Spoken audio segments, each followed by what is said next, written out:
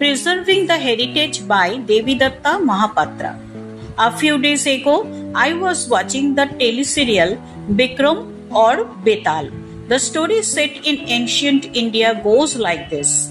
Emperor Vikramaditya, after prodding of Yogi, goes to a graveyard at night to fetch Betal, a being with extraterrestrial power. The emperor captures Betal. As he starts walking, the Betal tells a story and asks the emperor to resolve a riddle from the story after he completes it. The moment the emperor resolves the riddle, breaking the deal with Betal that he will remain silent throughout the journey, the extraterrestrial being flies back to the tree in the graveyard. The emperor untiringly goes back to fetch him. Each time the king carries the Betal tells a story. The stories offer insights on human life and society. Though set in ancient India, those stories are relevant in the modern world as they offer lessons on how to address complex problems in human life and society. My purpose here is not to recount Bikram or Betal stories or emphasize their relevance. Great stories are as they are. They are transmitted from the past to the present through various mediums, including oral traditions. The mediums of communication in the ancient days are not as efficient as they are today. The human society made rapid strides in communication in the past few decades, perhaps unparalleled in the era of human history, comprising gigabytes of information in one small drive.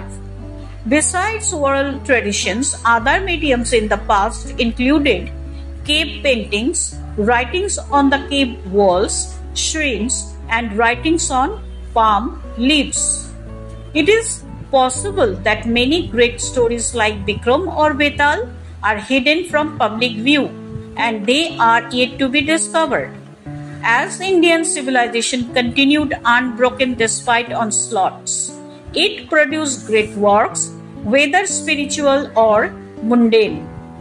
It produced Vedas and Vedanta. It also produced Puranas, Itihas, and many other great genre of works.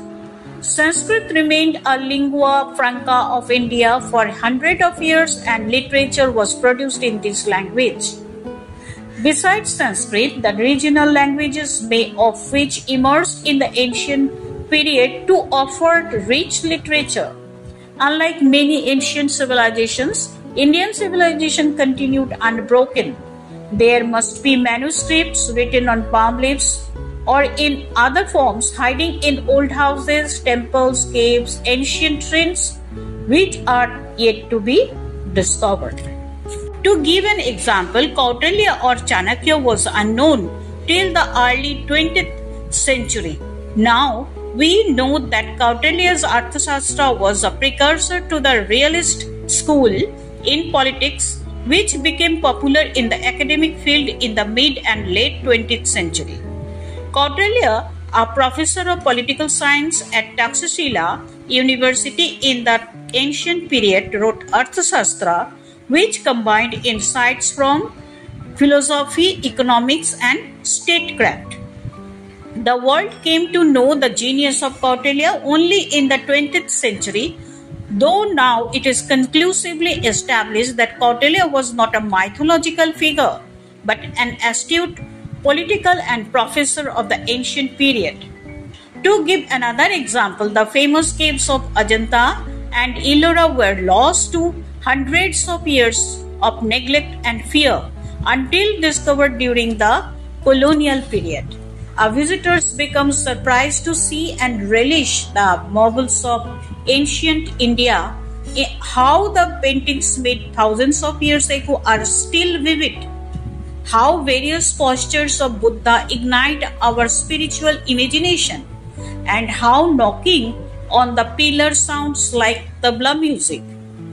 Understandably, such a mission exploring ancient Indian marvels will not be possible by any individual effort.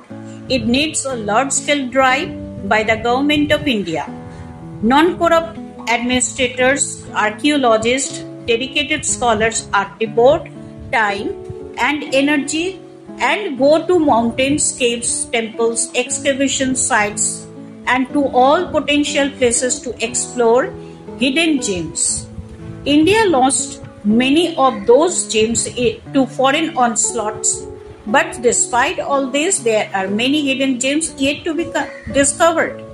A civilization of millennia which witnessed zenith in the human endeavors must have produced a wealth of literature and other marvels which are yet to be disclosed.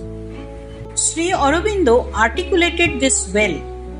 Ours is the eternal land, the eternal people, and the eternal religion, whose strength, greatness, holiness may be overclouded, but never, even for a moment, utterly cease. The hero, the rishi, the saint are the natural fruits of our Indian soil, and there has been no age in which they have not been born. An ancient civilization with an unbroken tradition must have produced massively.